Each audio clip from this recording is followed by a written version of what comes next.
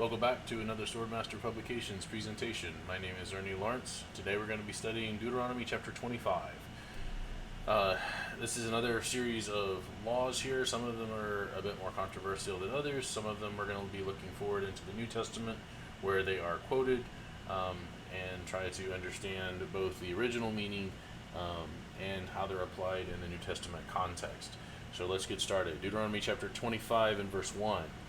If there be a controversy between men, and they come into judgment, that the judges may judge them, then they shall justify the righteous and condemn the wicked. And if the wicked man be worthy to be beaten, that the judges shall cause him to lie down and to be beaten before his face, according to his fault by a certain number.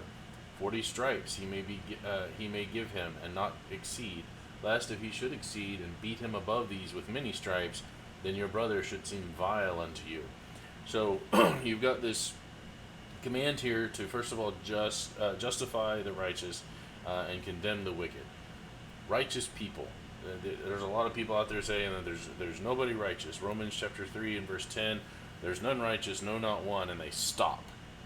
They don't deal with context at all in Romans chapter 3. But over and over and over again, the Bible talks about righteous people. If there are people who are doing right things, then they are righteous, because that's what righteous means.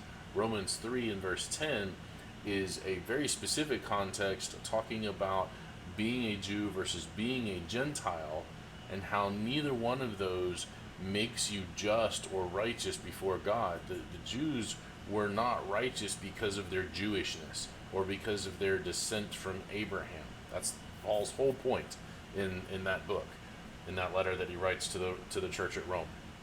It does not matter if you were a Jew or a Gentile, because righteousness is not found in those types of people. Righteousness is found in being in Jesus Christ. So you can't stop there. In fact, if you keep going in that verse, it talks about that there's none that seek after God. There's none that understand.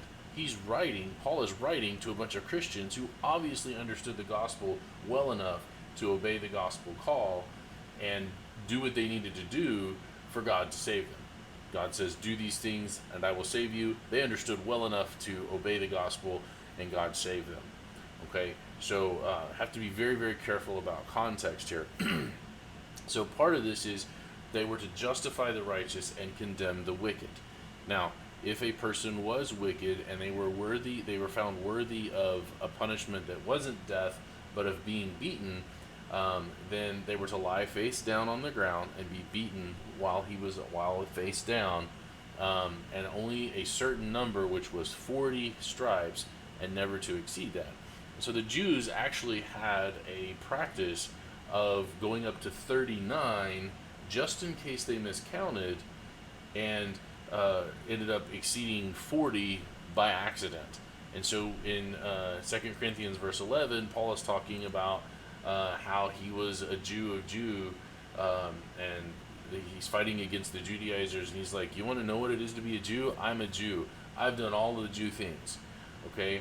And then he says, are they ministers of Christ? And he's speaking foolishly here to make a point. He's like, I'm more. You want to boast in what you are? Let me tell you what I've done. I am more, and labors more abundant, and stripes above measure, and prisons more frequent, and deaths oft. Of the Jews 5 times I received 40 stripes save one. In other words, he got beaten 5 times with the 39 stripes face down according to the law. Now, Paul is not trying to boast about himself. He's trying to show how stupid it is to boast about whatever it is. You want to boast about being a Jew, you want to boast about being a preacher of the gospel, whatever. Stop doing that. Boasting doesn't get you anything. But here he talks about this 40 stripes save one. There's a reason for the 40 stripes save one, and it goes back to this law here in Deuteronomy chapter 25 that they could only be beaten 40 times, couldn't exceed that. The Jews stopped early just in case they miscounted. Then the next verse says, and it's just a standalone verse, you shall not muzzle the ox when he treads out corn. And the reason for this is the oxen are out there doing work, and they're pulling the plow, or they're harvesting, or they're cleaning up everything. And God says, don't don't muzzle the ox. Don't prevent them from eating the corn that's left over on the ground after the harvest when they're out there plowing everything under. Let them eat. You're not going to do anything with it. Let them eat. Let them have a reward for all the work that they're out there doing. And then we see this again in both 1 Corinthians 9 and 1 Timothy 5. Paul is talking about the apostles and the preachers that are out there preaching the gospel, but they're also laboring. They're also earning a wage. Paul was a tent maker, and he and Barnabas are out there that they're preaching the gospel and stuff, and sometimes they work for their money, but a lot of the times, because they were so busy preaching the gospel, they didn't have time to do their own income, and they needed financial assistance from the congregations. And so he says, are I only and Barnabas, have we not the power to forbear working, that is, working for a wage to support themselves? Or can we make a claim on the congregations and say, hey, can you give us some financial help here? And then he goes down and he quotes the law of Moses. Even though they're not under it, he's using the law of Moses to teach a bigger spiritual truth. And so here we have, it's not really a type-anti-type relationship, but you have something taught in the Old Testament that is physically related to something that is more related to spiritual matters here. And so he's saying, for it is written in the law of Moses, you shall not muzzle the mouth of the ox that treads out the corn. Does God take care of the oxen? So if God allowed the oxen to eat while they were doing the work that they were essentially not called to do, but that they were harnessed for doing, or that they were tasked for doing, then how much more those who are preaching the gospel that God has tasked them to do this job, how much more will God take care of them through the congregations, helping them out financially, providing the needed things while they were out traveling around preaching the gospel. Same thing in 1 Timothy 5, and I really like this one, it says, let the elders that rule well be counted worthy of double honor, especially those who labor in the word and doctrine. So the elders are those who have the authority of the church. They're the ones that are overseeing the flock, that are protecting it from the wolves from the outside trying to come in and steal people away from the church. They're there to keep people from falling into sin. There's a lot of responsibility that goes into the office of elder. And in the Bible, it talks about elders getting paid for the work that they do. And we don't actually do that today in any congregations that I'm aware of, but there's nothing wrong with that. Now, I know that we pay the preachers, and I think that people take that last half of the verse there and they kind of misapply it and give it over to preachers because they're preachers, but here it's talking about elders. And then again, Paul telling Timothy this, he says, for the scripture says, you shall not muzzle the ox that treads out the corn, and the laborer is worthy of his reward. And so elders that are doing their job and are protecting the flock and providing wisdom and encouragement and discipline for a congregation, Bible says pay them, because why would they not be worthy of getting paid for doing that job, especially if they're the ones that are up there doing the preaching and out in the community doing the preaching, and they don't have time to support themselves. There's nothing wrong with that, and so I don't see anything wrong with it either. If a congregation were to decide to make that choice and pay their elders, even if it wasn't like a full salary or anything, even if you just paid them a little bit of a stipend, there's nothing wrong with it. These men have the hardest job. I like what James Garfield said when he was elected president. He was an elder in the church, and he says, I'm stepping down from a higher job to a lesser one when he was elected president. Being an elder of a congregation, you're responsible for the souls of your flock. Being responsible for an earthly nation isn't nearly as important as that. So anyway, moving on. Deuteronomy chapter 25 and verse 5 says, if brethren dwell together and one of them die and have no child, the wife of the dead shall not marry without unto a stranger. Her husband's brother shall go in unto her, and take her to him to wife, and perform the duty of a husband's brother unto her. Now, I want to set this stage up because there's some specifics here that are important. If brethren dwell together, that's a very specific condition. You have a family that is, you've got at least two brothers that are living together. They live together in the same household. They're acting as a family in terms of economics and whatever is going on. It's not just random, I got my brother living over here and I got another brother living over there and they've got their family and I've got my family. No, you essentially have a brother that's married and another brother that lives with him, and they're working together in terms of a household, because that's important to the context here. And then it says one of those brothers die and have no child. So this is the one that's married. If he dies and he has no children, the wife of the dead shall not marry a stranger. Now that idea of a stranger means, in this context, somebody that is outside of the household. Understand, in this context of the Israelite nation, your genealogy was very, very important. What tribe you were in, what household you were in. Remember, the land got divided up. Initially, when they moved into the promised land, the land got divided up based on your family. So it was by tribe, and then it was by the specific family, and that land stayed in your family for 1,500 years. And it was super, super important for the promises and for the way that the nation was kept, and the way that the genealogies worked. It was very, very important that the family remain going onward. This is the law. A lot of it surrounded this idea of these genealogies, these families, and these tribes. And so this is for preserving that. This is what this law exists for. But understand, this is not against women. A lot of people want to come here and say, look, this woman doesn't have a choice or whatever. There's a lot of specifics that this is about protecting the women, and it's really binding the men to the responsibility of keeping their family line going, the name of their family going, and all of that. So a lot of people turn this on its head, and it doesn't mean what they think it means.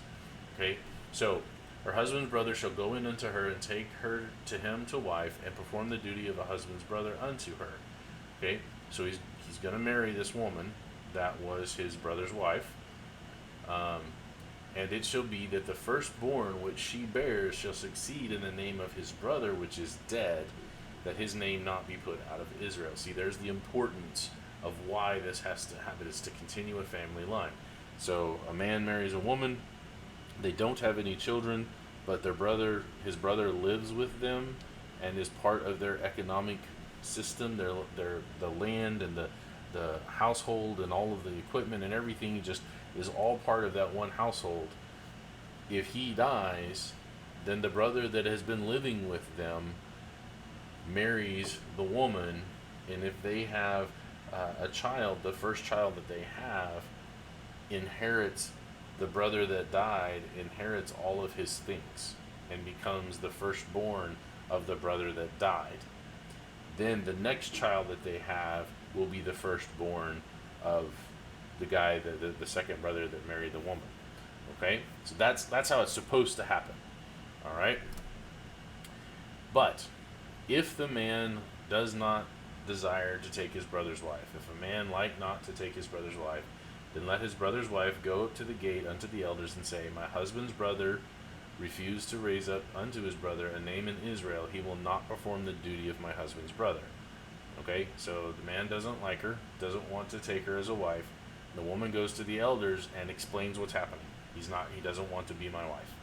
Or, I'm sorry, he does not want to be my husband. The elders of the city shall call him and speak unto him. So they don't just take the woman's word for it. They call him and they speak to him and they say, is this what's happening? And if he stand to it and say, I do not desire to take her, so he confirms, I don't want to be her wife.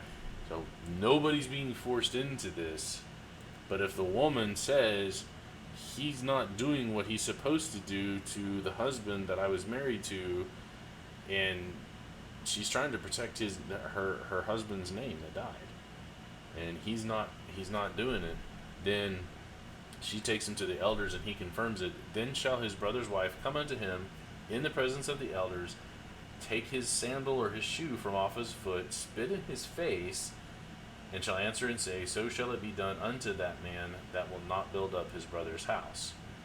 Okay, so she takes his sandal off, it's all symbolic, takes his sandal off, spits in his face, and his name shall be called in Israel, the house of him that has loosed his shoe loosed. So forever after, this guy, his family is going to be remembered as this. He can go marry somebody else, he can raise up children, but his household, from his name, that family line forever is going to be having the reputation of this. These guys are descended from those from a man that did not fulfill the law in maintaining his brother's line, and that's what the big thing is in terms of why this was important. Okay, so it was a reminder to them. It's also interesting here how a man could marry this widow and raise up men, or raise up a line to his brother. And what that shows is that it's through the women that the biological genealogy actually comes. So when we get to Christ and we look in the book of Luke, what we have in Luke is the physical biological line of Mary. And it's how Jesus was biologically the descendant of David, the descendant of Abraham. All right. When you get to Matthew, what you have is the legal side, the father's side, the patriarchal side of things, where he's descended through Joseph, who is the father, and you have both the legal and the biological, where Jesus has both of those in terms of his lineage from David, from Abraham, and so forth. Even though those look like they're conflicting, it's because one of them is through the mother and one of those is through the father.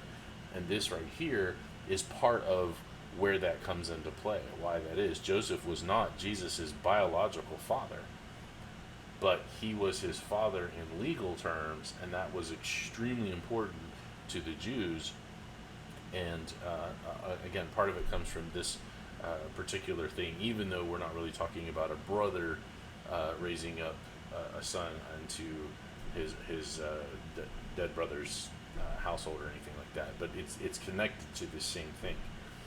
All right, another one.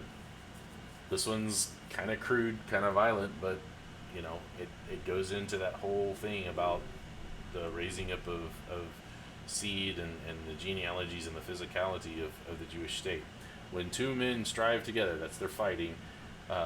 When men strive together one with another, and the wife of the one draws near to deliver her husband out of the hand of him that smites him, and puts forth her hand and takes him by the secrets. So, just to be crude about it, two guys are fighting, and one of them is married, and she walks up and grabs the other one by the balls to stop him from fighting. God says cut her hand off and don't have any pity for her. Why would God command that? I mean, isn't it great that she stepped in to try to help her husband? No, because the way she did it is essentially a cheap shot, but it really goes to the idea of you could damage that man's ability to procreate. You could damage that man's ability to have children and continue his line. And so God is saying you may not do that, even if they're fighting. Let them fight. Try some other way to get them to stop fighting, whatever, but don't go for the balls. I can't put it any other way, because it's important to understand very clearly what's being talked about here. It's about his ability to raise up children um, after it. And if she goes after that, she's basically dealing a death blow to his progeny, his ability to procreate. And it was very, very bad to do that in the way that God was trying to preserve this nation and preserve these lineages. So, next one, verse 13. You shall not have in your bag diverse weights, great and small. In other words, don't have one where the weights are a little bit heavier for one group of people and a little bit lighter for one group of people, so that you can show favoritism. You reach into the sack and you grab whichever one you want based on your favoritism. It says, you shall have perfect and just weights. A perfect and just measure shall you have, that your days may be lengthened in the land which Jehovah your God had given you. So think about it. If they are unjust, if they gain a reputation for having weights that are a little off or whatever, then what was that going to do to the economy? What was that going to do, first of all, specifically to that businessman, and then later on to, if enough people are doing this, how many people are going to trade that are outside nations with the Jews? And so God says, no, you always have perfect weights. I will bless you. Don't worry about having enough or being provided for with enough. I'm going to provide for you. But if you have unjust weights, not only will you gain a bad reputation and harm Israel, but what you're really saying is, I don't trust God to provide me with enough. I got to cheat to get more. And so that mistrust of God is a no-no. He says, to make sure that you prolong your days in the land which I give you. Now, we keep hearing that phrase. That phrase is all through Deuteronomy, that we can prolong your days in the land, prolong your days in the land. They didn't do that. They were actually brought into captivity, and their days in the land, which should have been 1,500 years, from the time they left Egypt to the time that Christ, that Messiah came, should have been a total of 1,500 years. But they didn't get to stay in the land for 1,500 years. The northern tribes were taken into Assyrian captivity. Their time was cut short by almost a third of that total time that they should have been in there. You know, they were supposed to be in there for 1,500 years. They only stayed for 1,000, less than 1,000. Taken into a captivity, gone, never to come back. The southern tribe were supposed to stay there for 1,500 years, but it got cut short or cut off before they were able to stay, because they weren't following the law of God. There was a number of different things that they didn't do, but they, for 70 years, get taken into Babylonian captivity. And then when they come back, it takes them a while to build up. But God lets them stay in the land so he can fulfill his promise to Abraham. But still, they didn't get the full length of time that they should have stayed had they been faithful to God the entire time. So this isn't just an empty threat. This is something that the Jews didn't stay faithful. The Israelites did not stay faithful to God, and their days were not as long as what they could have been. So, all right, and then he concludes that section, for all that do such things and all that do unrighteously. Again, righteous versus unrighteous. You're doing the wrong thing, so you're unrighteous, are an abomination unto Jehovah your God. All right, remember. So he's gonna go back. He's gonna go back to their wandering, their escape from Egypt, and all of that. He keeps reminding them of all the things and saying, "Don't be like these nations." It's super, super important that we understand that comparison that Moses is making, because when we get to Isaiah and other passages, Ezekiel does this. I don't remember if Jeremiah does this specifically, but I know Isaiah and Ezekiel especially do this throughout their letters. They compare Israel to the surrounding wicked nations over and over and over again. And those other nations become a metaphor for what Israel has become.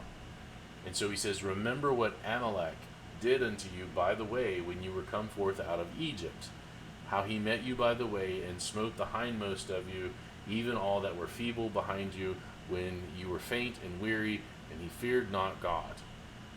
Therefore it shall be, when Jehovah your God has given you rest from all your enemies round about, in the land which Jehovah your God gives you for an inheritance to possess it, that you shall blot out the remembrance of Amalek from under heaven. You shall not forget it. All right? A few things to unpack here. Number one, remember what Amalek did. Okay, the Amalekites, and he's not talking about the person, he's talking about the Amalekites, the nation. Remember what they did. As you pass through, what they did is they waited for you to pass, and then after you passed, they started attacking the rear, where all the slow people, the feeble, the sick, all of the people that were faint and weary and weren't keeping up with the main train, they waited till the big strong people passed and they attacked the back. Okay? It was unjust of them to do that. Of course, it wouldn't have been great for them to attack any, but to go for the weak like that is really cowardly. And they weren't afraid of God. They thought God was not real and wasn't going to do anything to them. And what happened? God smote them. The Israelites just came in and conquered them. Read about that in the book of Numbers. But he says, you need to do righteously because unrighteousness is an abomination. Remember what the Amalekites did to you. And then he says, therefore, when I've given you rest from all your enemies, did God ever do that? Yes. They got to a point where they had completely ended all of the taking over of the promised land. That's what the book of Joshua is about. The whole book of Joshua is them conquering the promised land. And they succeed in doing that. They finish doing that, and God gives them rest. And then he says, when I have conquered all your enemies, and y'all are done, and you're at rest in the promised land, you don't remember the Amalekites. Just completely ignore that they ever existed. Just blot out their remembrance. And he says, from under heaven. And then he says, you shall not forget it. It is not talking about the Amalekites. The it is referring about them forgetting it. Don't forget to forget about the Amalekites is essentially what he's saying. Now here's an interesting lesson. The Amalekites did bad things. And God tells the Israelites they were horrible and weren't worth remembering. We have a penchant for taking bad people who do bad things and kind of making them into celebrities. We kind of do it in our history classes, even in our public schools. We remember people like John Wilkes Booth or Lee Harvey Oswald, or we put out the names of in fact we put them up and we glorify these people that are criminals, and we remember them, and then we forget about the victims that they hurt. Now, I'm not saying we forgot about Abraham Lincoln or John F. Kennedy, but a lot of the times when there's bad people out there, we're remembering the bad person and the bad thing, but we don't remember the person that was hurt, or we don't remember the person that was the real victim of who the criminal was. And God has kind of given some pretty wise advice here. Forget about the bad guy. Forget about the person who is unjust, who is wicked, who is an abomination. Don't make them something to remember. Forget about them. Just let them fade into history. They're not worth remembering at all. And so I think it's a pretty good idea, even for us today. I know we're not under the Old Testament, and I keep saying that, but there's still a lot of wisdom to be found in the Old Testament and for studying. And I just think it's a great idea that we just don't remember the bad guys. We learn from their mistakes. We don't do their mistakes, but remembering their names and making them some kind of celebrity is a bad idea. Anyway, that's Deuteronomy chapter 25. I'm hoping to do a few more videos. Even tonight, I might grab one or two more chapters because I have a little bit of free time since I'm off this week. We'll see. I'm really hoping to finish up the book of Deuteronomy as soon as possible. We'll see where we get to. But I do appreciate you coming on board and studying this with me. Look forward to any questions that you might have. You can post them up in the comments, or you can message me if you have other ways of communicating with me. Always look forward to those talks. So again, my name is Ernie Lawrence. This has been another Swordmaster Publications presentation. Y'all have a good night.